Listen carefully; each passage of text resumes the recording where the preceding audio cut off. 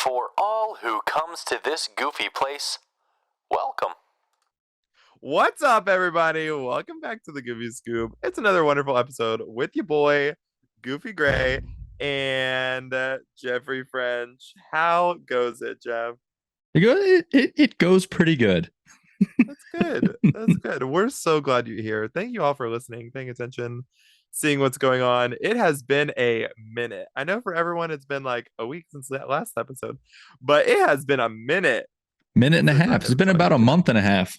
Yeah, it's been a long time. So we're glad to be back. We're glad we're here. Jeff, what are we talking about today? I think that we should go ahead and talk about what makes Disney so successful. And then I also just kind of want to cover some small key points on, I think, why or what possibly helps them become so successful, or possibly to the point of what makes Disney so successful, or are they getting away from being so successful because they're possibly doing some things that they shouldn't do? So I think that's, like it might not be the greatest topic. It might be a boring topic for some people, but I think other people are going to enjoy this topic. And I think you and I can definitely get into a groove of things and cover some interesting topics and some interesting points on what we're going to talk about today. So yeah, for sure. I kind of want to pick your brain first before I get to rolling off too much and get the ball rolling on my end on, like ultimately for you, what makes Disney so successful? Great question. Truly, let's see. I'm going to answer that question with a question. When you say Disney is so successful, are you talking about the theme parks? Are you talking about the company as a whole? Like, before I can answer that, I just need to know the specifics that you're asking. That is a good question, because I think I'm more so going to go like a theme park route. Okay. I mean, great.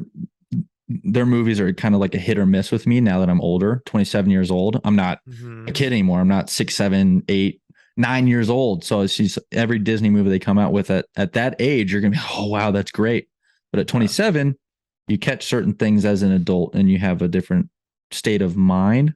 So I think it's going to be a better route for me if I just go theme park. But you're free to do anything Disney, anything that has a Disney title. Wow. That's a lot of stuff. Yeah, it's a lot to cover. They own half the planet. Yeah, it's true. All they have to do is buy Google and that's all them. Anyway. Woo. Scary thought, kind of. Yeah, it's a scary thought. It is a scary thought. Okay. I will start with just the fact that from a young age, Disney just like engulfs you. I mean, even from the beginning, like Walt Disney creating Mickey Mouse or even Oswald, like they're just characters that have a fun joy to them. And no matter what's going on in your life, you can always turn to them for laughter or excitement or whatever. And as a child, it's everywhere. Like food is branded with Disney and toys are Disney and TV and movies are Disney and places that you go have Disney on them. Like everything is just covered in it. So I think for Disney to be successful, they're lucky because they start so young. And like I think Mickey Mouse is the most famous person on the entire planet. Like everyone in the world knows who he is. And so I think everyone's just like it's successful because it's an easy thing for everyone to love. I agree with that. I think you hit the nail right on the head when it came to grabbing the attention, especially of how us humans work, grabbing us at an early age and entertaining us from, like all the way down to, 2 or 3 years old. I remember my mom, she fell in love with Disney. She especially fell in love with Disney after our first trip, which I was 6 or 7 years old. I think I turned 7 years old on the trip. It was a birthday trip. But even before then, she still had a fascination with Disney and a fascination with Mickey. I think when I was like 2 or 3, like right around the time where my sister came into the picture for me. And then of course my sister's only known, my mom and my dad, but especially my mom being a Disney freak, I guess, in quotes, air quotes, Disney freak. So I think you're right with that. Well, there you go, everybody. That's the end of our episode. Thanks for listening. No. We got to go more in depth. No, I think it's one of those things like I said, growing up, like you learn to love Disney characters. But then even as an adult, there is some kind of Disney character that you can relate to. Yes. Mm-hmm. And like I think like that's why I think there's such a big following for Stitch. Really? That's the Because first character that comes to mind. well, that character comes to mind because so I worked at the Disney store a while back during COVID, and just like everyone that came in was like, "Do you have Stitch? Do you have Stitch? Do you have Stitch?" Like everyone loves Stitch. You do But I get think asked about Stitch a lot. yeah, but I think everyone loves Stitch because he's an outsider. Like he's literally an alien that lands on Earth. And like I think that in some way, shape, or form, I feel like everyone in our lives feels that way.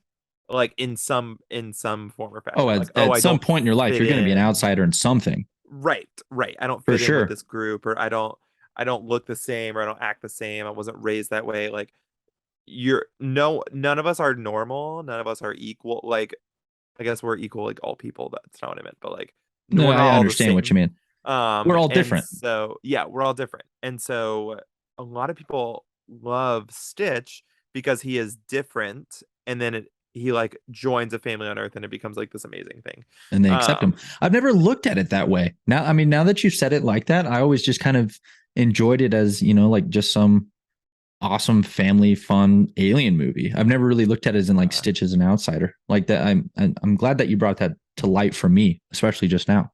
well, I all Disney movies have like a back For end to sure. it, and I think that is Lilo and Stitch for sure.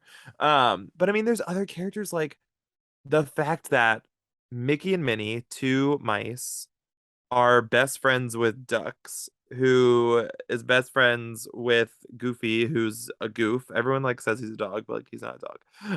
And then you have Pluto, and then Clarabelle's a cow. Like just the fact that all of these animals get along, or all these characters get along, and they all have their different quirks, but it all makes sense together. It And I just does. think like being focused on the Fab Five and like those characters, or even if you include Daisy, like those six and Clarabelle, like it gets bigger, but there's a character that everyone can kind of relate to. And at a young age, that hits you. And then you grow up with it. And as you get older, you run into situations where you're like, wow, in this movie that I saw 100 years ago, there was this thing in it. Like, my absolute favorite line of all time from a movie is from The Lion King when Rafiki hits Simba on the head with his stick. And Simba's like, ouch, that hurts. Like, why'd you hit me? And Rafiki's like, yeah, like it can the past can hurt because like he hits him in the head what's in the past. Um, but you either run from it or learn from it. And like you grow from that. And so there's so like as a kid, you're like, oh, okay, like Rafiki, you're weird. Like, why are you saying Whatever. that? What does that mean? Like as an adult, that's like so powerful. And I think every Disney movie has that. And I think that's something that Disney does a great job of is it's not just for kids because and they're successful because they grab your attention as kids because they put all these super strong feelings in a sparkly box.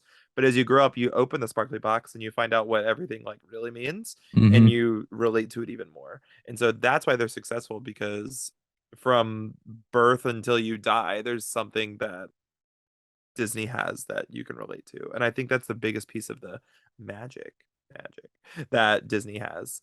Um, is just using the same things to grab the attention of everyone of all shapes and sizes. Hmm. And and before I go back to a point that I want to touch on, why you say that, starting at a young age and going through your whole life and having this magic box, and you get to open the box when you're older and you have your adult eyes and you don't have your innocent child goggles on anymore, Yeah. I think it's crazy because you can use Disney, not necessarily in the theme parks of what I more so want to touch on, but it looks like you're going more so like a movie route and more of a deeper meaning route for sure. I think I think it's just like a beautiful sense of how they are successful because, you know, in like you said, when we saw Rafiki hit Simba on the head with his little walking stick, we're like, okay, we don't really get that. I mean, more so, most of us probably laughed at it, you know, when we were younger, but now that we're older, if you go back and watch that same scene at, you know, your age, 25, 26, my age, 27, we're going to sit there and kind of almost zone out from the movie, I feel, and kind of relate it to past experiences that we've gone through that have caused us happiness and pain. And, you know, like, yeah, the past would hurt, but we did learn from it, kind of thing. Yeah. And I think you definitely are bringing up a good point when it comes to success on how Disney does handle those moments, how we're going, how we handle life and how we are getting older and older and older, because you can't stop aging as crappy as it is. We can't stop getting older. But I did want to more so touch up and go back a little bit when you were talking about characters that you can relate to. Because, for instance, how did I get the name the Goofy Scoop? My favorite character is Goofy. It always has been. And I'm pretty sure Goofy is your favorite character as well, right? I mean, you call yourself Goofy Gray. I call myself Goofy Gray for a different reason, but that was like a job that I used to have. I call myself Goofy Gray, and I have a lot of Goofy, and it's like impacted my life a lot. But I think Mickey's still my favorite character. Mickey's like, your boy, classic Mickey. But I think I have taken a lot of things from Goofy in my more recent life in the past like 2 or 3 years. For sure. And see, isn't that funny, or isn't that funny as well? Because you know, you like Mickey overall. He's the head of the show, the boss, you know. I've always adored Mickey, but Goofy has always stood out to me ever since I was little. I was always like, yeah, you know, Mickey's cool, but you know, Goofy's my dude. Yeah. And ever since, you know, I was younger, people would call me weird or goofy. People would describe me, and a very common word would be goofy. So I just kind of, I think, fell in love with it because I just kind of accepted, like, yeah, I am goofy. And my favorite character is Goofy. And my favorite character is also literally Goofy. So it just kind of carries over. I mean, I literally called a podcast and some of my vlogs that I have on YouTube, The Goofy Scoop, for a reason. So it does carry over from childhood to adulthood on what these characters really can do with an impact, I think. Yeah. Oh, for sure. For sure. Yeah. I'm going to self-reflect so hard after this episode. Like, I really, honestly, I didn't even think we were going to like get this in depth when it came to like the successes of Disney. I'd be like, sorry to everybody who thought this. But yeah, it's going to be like, wow. Like, you know, I thought we were just going to talk about like how Casey's Corner has like the biggest hot dogs and they have great food and all the, and like the rides are cool. But now we're actually getting like into like really deep stuff. That's the thing with the Goofy Scoop. You just never know what you're going to get. Like, it is truly just a scoop in a big bowl of, what is this? You know, like, you just don't know. Yeah, it's deeper. It's deep scoops, and it's bigger than the kitchen sink sold on Main Street and Beaches and Cream, you know? Yeah, that's right. It is what it is. Amen. Yeah, so since we more so kind of touched up on the movie aspect, Gray, I'm also going to have you started off by me asking you a question. Love it.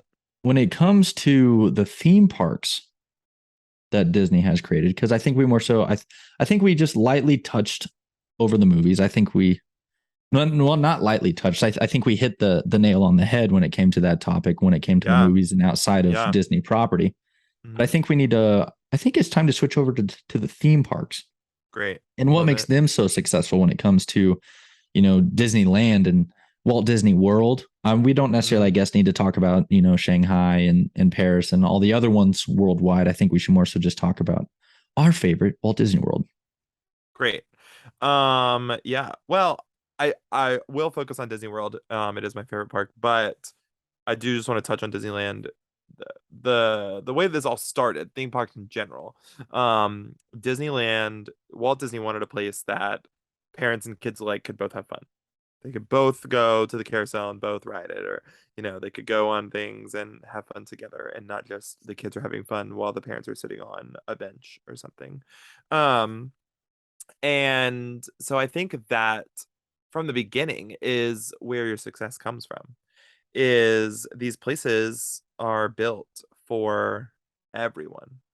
Hmm. They're not kiddie rides for children. They're not all hardcore roller coasters for adults. Um, but at the same time, the rides are not just rides. Because, like, I mean, if you really think about it, like Small World and Pirates of the Caribbean and Jungle Cruise and all the like boat rides are all the same ride. Like the actual ride, it's all the same. Hmm. Um, Haunted Mansion, the Seas with Nemo and Friends, um, like Little Little Mermaid. Mermaid, Ariel's Hmm. Grotto thing. Like And I mean, those are, technically, even Runaway Railroad, the brand new ride at Hollywood yeah, Studios, those are yeah. that I would kind of consider that in the same. Like Um, they're all the same ride. And if you literally just like got on that, like those rides, and there was no story to them, it would like you would be bored out of your mind. oh, it would But suck. yeah, the fact that Disney can take the same thing and do it 50 times Yeah, just create so many variables. and just like change the color on the wall and like it changes everything. Like, but it's because of the nostalgia from the movies, the excitement of a new story, something that keeps your attention the whole time. Um, and the fact that it's something different. Like Hmm. you can read a storybook, you can watch a movie, you can even go see a play or musical or whatever, but you are sitting there and looking at it and that's it, or you're sitting there and reading it. On a ride at a theme park, you are engulfed in the story. You become part of the story. And that's something that I think where the parks win. And why Disneyland, Disney World, these places are just um places that are like, oh, it's once in a lifetime, or like going there is like a huge impact on my life. Yes, you're tired when you go home because you have to walk a lot. Yes, like food is expensive and all that, like that's a whole other thing. But like just the fact of you going and you are getting into every story that you're there. When you're at Disney World, like the rest of the world doesn't matter. Doesn't matter what's going on at work. It doesn't matter whatever Hmm. because everyone is having the exact same amount of fun. Um, and it's just because it's different from the outside world. And Disney just brings a piece of like we can all be happy.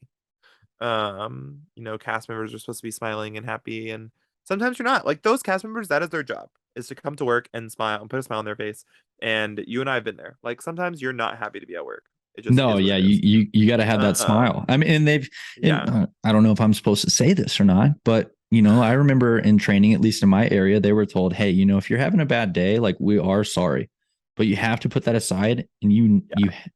we would prefer. I don't think they said you have to, but I think they worded it in more so like I prefer.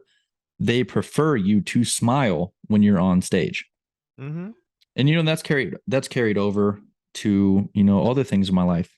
Like I find myself having a crappy day, I find myself fake smiling, but I'm still smiling, and then it ends up kind of puts me it has myself finding more positive things, or more things to look forward to by already starting the crappy day with a smile, fake or not. Yeah, I mean, well, I will say studies have shown that even if you are not in a good mood and you force yourself to smile, that your mood will improve. Mm-hmm. Like that is a real thing. Um, and so like I totally get that. But I mean, you're right. Like it's sometimes it's hard, but it's also at the same time a good lesson. Like you go to Disney and you think all these people that work there are, oh, their lives are so great. Like they work at Disney and all this stuff. But like they also have outside stuff that's happening. Um, and like you're on vacation, so you're excited. But like for those people, like that's an everyday job. Like they want a vacation away from Disney. Mm-hmm. Um, Which and you never so hear about, like you never yeah, even which think about yeah, that. exactly. Um, and so like just those things that are happening, like those are regular people. But just seeing, even if it's forced, like working at Disney, hey, you need to smile, you need to be happy, da da da blah blah. Like even if that's a forced thing, just the fact of a feeling that you can spread to others, even if it's a fake smile, like I feel like we should all take that into our regular lives. Like, Mm-hmm. why not, even if you hate your job, why not walk into work every single day with a smile on your face? and like just like trying to improve your own mood, but also like trying to give someone else a smile because For sure. maybe they don't get another smile at home, or maybe they have just had a really tough time recently. Like just seeing someone else smile and kind of like give you like, hey, how's it going? That really can impact someone else. And For I sure. think Disney does a really good job of that. And that is how they continue to be successful through the things of rising prices and charging for every little thing that makes people mad, but somehow like the audience continues to go back time and Mhm. time again. Yeah, for sure. I mean, I think, like when you talk about the successes of Disney and talking about the cast members and everything like that, uh, like no matter what's happening outside of Disney walls, I think it's to the point where it's truly a happy place. Like even like you said, when the cast members are actually having a bad day, the cast members are still there to make sure that you're still having a great day, no matter if they're Right. having a great day or not, which ultimately in return, which is pretty smart on Disney's side as well. Because if you're helping people have a great day and you're helping people have a great vacation, ultimately that's going to make you in a better mood as well. That's going to make you have a better time and just, I don't know, like it, there was times where I wasn't necessarily happy with the company, especially with like blockout dates and stuff like that. But Hmm. I was fine and I was over it within 10 interactions with guests because they're there spending thousands of dollars. And it ends up putting a smile on my face because, I have a family come up to me and they're just like, wow, like this is so like beyond what we thought it was going to be when it came to Disney World. Like Yeah. we thought this was going to be a one-time vacation. We were like 50-50 on the fence about how we felt about going. Wasn't sure if we are going to spend the money. We're going to be back next year. Yeah. So, and I think that ultimately helps with the success of Disney is just with their guests being there and turning it from majority of families. I'm not saying that every family is going to, go every year after they go to Disney. There's definitely some families that are like, no, this is not for me.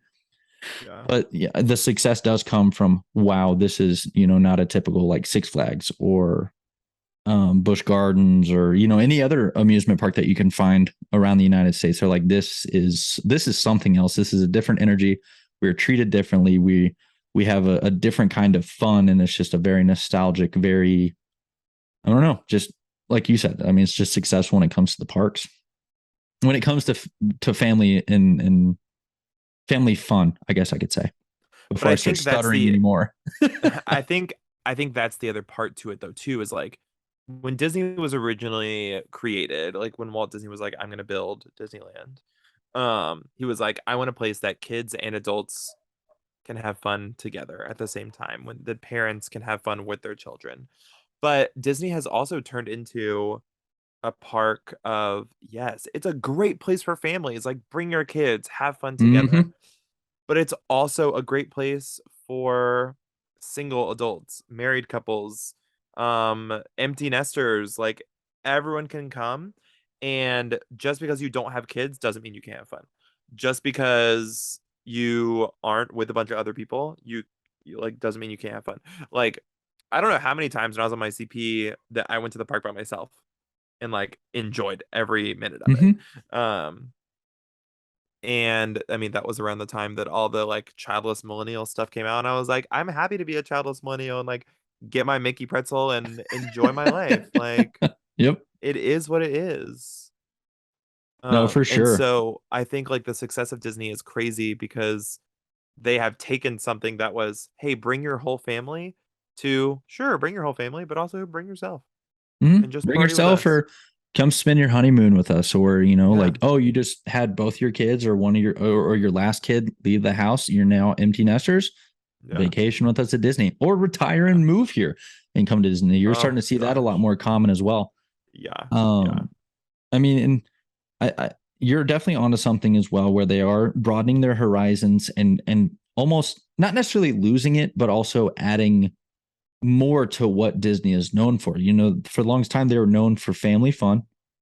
Mm-hmm. Now they're starting to become known for, all right, now we're fun for friends. Now we're fun for couples. Now we're fun for singles. Now we're fun for the older generations that are, nearing retirement or nearing the end of their life. So they come spend time with us. and all, like, instead of just being one specific panel, I guess I can say panel is the only word that's coming to my mind. Now they're across the board. Yeah. Now it's 5 or 6 different panels of different types of descriptive people that are coming to the parks. So it just widens up and broadens the type of people that come to the parks, and it's making it more successul. Yeah. There's more to do rather than not having a family. And I think that's almost where I kind of want to touch up on, because I briefly brought it up with you, but before the episode, but it's just like vloggers. I vlog from time to time. If I eventually move back, which it sounds like I might in 2023, late 2023, because I guess with this season it's going to dip into 2023, I'll probably be vlogging a lot more. And you see a lot of, and it comes to my attention as well, you see a lot of Disney vloggers. It's not families, like it's not like definitely not. The families that go to the parks. It's usually like 1 to 2 people, or just like a single person, or maybe like a couple. Like the Tim Tracker, he has a family, but a majority of the time it's just him or just his wife. Very rarely it's his family going to the parks and vlogging. Then you have Justin Scard, which is probably my favorite Disney vlogger. He's there either by himself or with his fiance, or now married to his wife. And, they vlog all the stuff, Disney wise. They do Route 66 stuff from time to time in the off season. Or you have Adam the Woo, which is probably my second favorite. And he's always by himself, or he's with his friends that live in the area, and he's covering stuff daily. And, Tim Tracker, he's 30, he's like mid 30s. Justin Scard's middle to late 30s. And then Adam the Woo's older. I think he's like middle to late 40s. Like none of these, they're not, teenagers or young 20-year-olds vlogging about this as well. And it helps with Disney's success, I think, with having vloggers, because they now have, Disney vlogging events or like content creator events specifically for these people, like Fresh Banked or Fresh Baked. Ugh, there we go. Wow. Hello. Sorry, Fresh Baked. It's extra press for them. I mean, it is, yeah. The saying of like all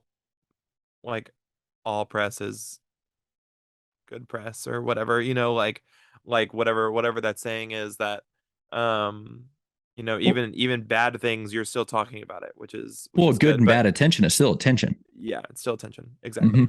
But you talk about the people that are in their mid 30s, 40s, 50s, whatever, that are doing it. But there's also people who are young. I mean, Dapper Danielle was a cast member, and she just like started posting things on TikTok, and now she's a vlogger, and that's what she does.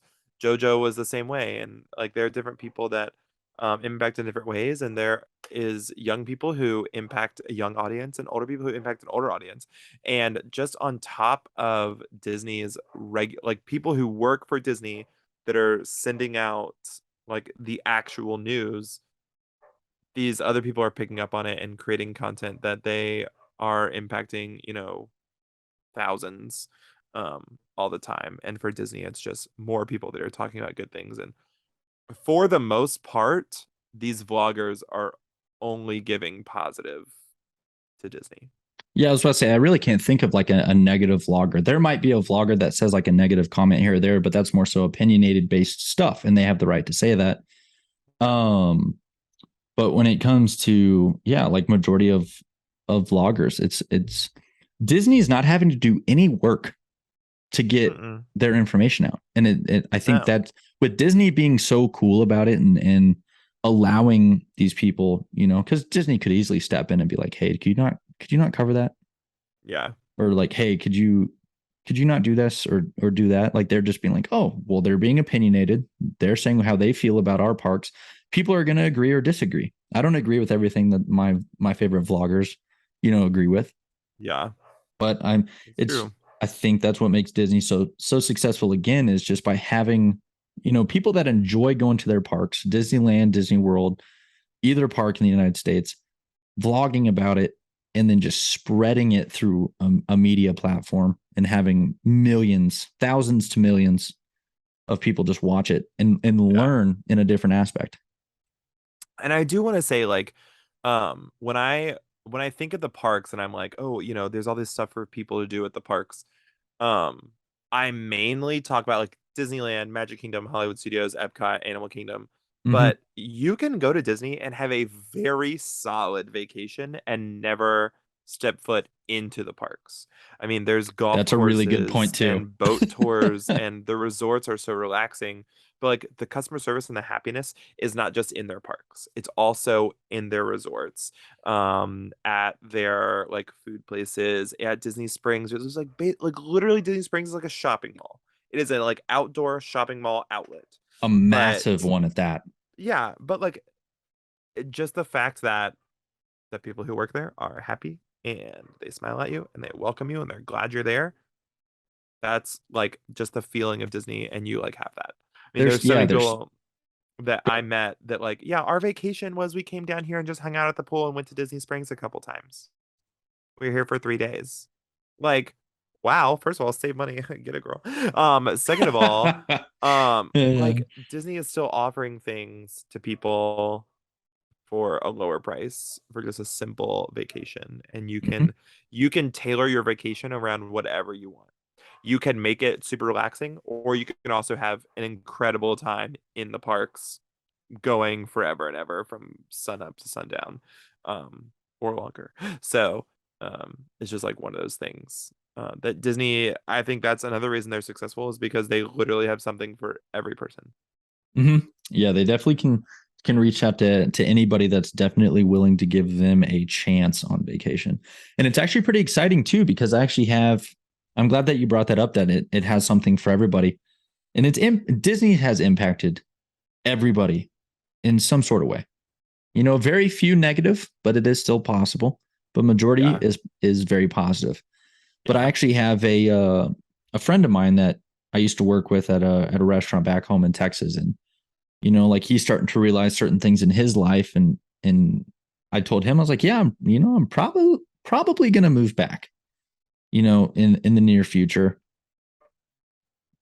And I guess I got him to thinking, but he was like, you know what? I want to take a Disney vacation. He's mm-hmm. like, I don't want to bring anybody. He's like, I just want to go and I want you to show me Disney. And and that makes me feel cool as a person as well. Like, I don't want to boast too much about that necessarily, but it's more so just a simple fact of, he's like, yeah, like I've always wanted to go, but I've never really just thought it was like on the table for me. Like I used to watch Disney cartoons when I was younger, but I just never thought it was possible just because of, like my financial status. And I'm like, Yeah, you know what? We can make this happen. If you really want to make it happen, you can stay with me yeah, for a week. That saves you money right there. And then I mm-hmm. can just show you and tell you everything that you want or need to know when you come visit. So I Yeah, think, and that basically goes back to the beginning of this episode, where the theme park isn't the only thing that Disney does to create success. He was intrigued by going to Disney and is deciding to make it happen to go to Disney just by watching cartoons and just yep, having a small, slight connection from his childhood. And he's like, you know what? Need to grab the bull by the horns, and we're gonna make this happen, and we're gonna take a Disney trip. So I'm also excited, to see that, and basically bring up the fact of Disney's able to grab anybody and everybody in some sort of way yeah, and bring them to the park somehow. It's like a happy cult. It's the weirdest thing. yeah, yeah. Well, I mean, truly, I think that's a good solid spot right there. So, uh, come on, everybody, get Duh. your ears on. Join us, in celebrating Disney. Just a quick like shout out to cast members everywhere in all of the theme parks, on Disney cruise lines, in any stores, people that work behind the scenes, costuming, like whatever you do, you're a cast member. Thanks for what you do. You impact all of us. And Disney makes an impact in every way. And without what you do, they would not make as big of an impact. So yeah, wow. This was a deep episode. Hopefully our next episode is like way more exciting and hilarious and fun for you to listen to, but you won't know without making sure you subscribe and follow us on Instagram at the Goofy Scoop. Um, yeah, For find sure. us around. Find us on YouTube, Jeffrey French. Yeah, and I also want to add a little bit of bonus footage as well. After shouting out to the cast members and everything too. Don't necessarily want to shout out to ourselves, but it is. I step back every once in a while and think about this. It's cool because I did a bucket list thing. I got to work at Disney, right? You got to work at Disney as well. Mm-hmm. But I step back every once in a while and I think, wow, we were a part of the magic. Like it would have been, I think the only way it would have been cooler is if we were around when Walt was around and we were around when like the beginning processes were. I think that would have just been like, I've lived. Absolutely. I've stepped back and be like, I have lived. Mm-hmm. But it's cool to know that I have been a part of that magic as well as a cast member. And because you are the magic. Yeah. Get us monetized. Yeah. Yikes. Yeah. But I just wanted to add that in there after that little closer. No, you're so right. Past, present, future. Every person who has worked for Disney for 5 seconds or for their entire lives, they've impacted other people in some way. So absolutely. But yeah, that's we have already closed, so I'm just going to go ahead and do a small closing again. You can find us on Instagram at The Goofy Scoop, or you can find me on YouTube at Jeffrey French, capital J, capital F, no spaces. If you want to watch a podcast with visual, I'm a big guy on visual, so I like watching the people talk. But yeah, other than that, we got to be a little bit serious on The Goofy Scoop every once in a while. And this was a serious episode. We got a little bit deep, got a little personal, talking about the successes and why Disney is so successful, and I guess Gray and I's opinions. But yes, that is today's episode 7 here on season 2. I hope you enjoyed, and you can catch us on episode 8 coming up next week on the Goofy Scoop podcast, and we will see you real soon. Okay, bye.